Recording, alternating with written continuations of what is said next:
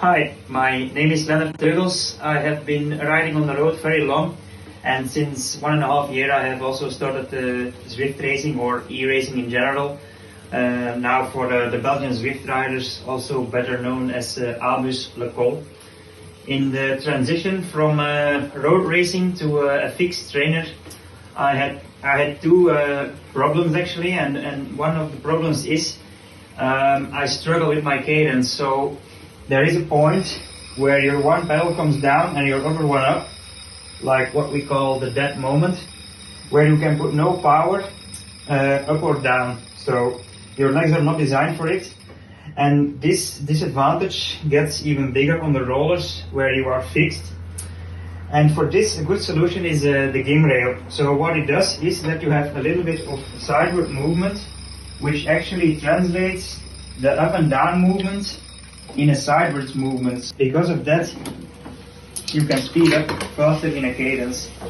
And then the second disadvantage I found from a fixed trainer is when you sprint, that your trainer, it's very tight, so you have no movement in your back wheel, which makes the fact that you can also not go sideways.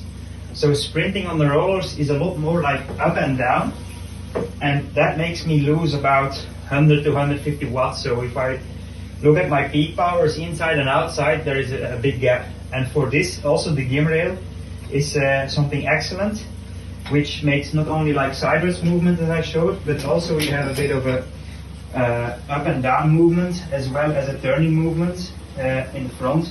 So sprinting feels 100% like outside. The Gymrail is also not something what only gives comfort, but it also allows you to push more watts. So your whole training effort is not only more comfortable, but also more efficient. And if you are an e-racer, for example, you get better results. I would say the Gymrail is a must-have for anyone who wants to do e-racing, and especially sprinters. It's efficient, it allows you to push out higher watts, and it feels very comfortable.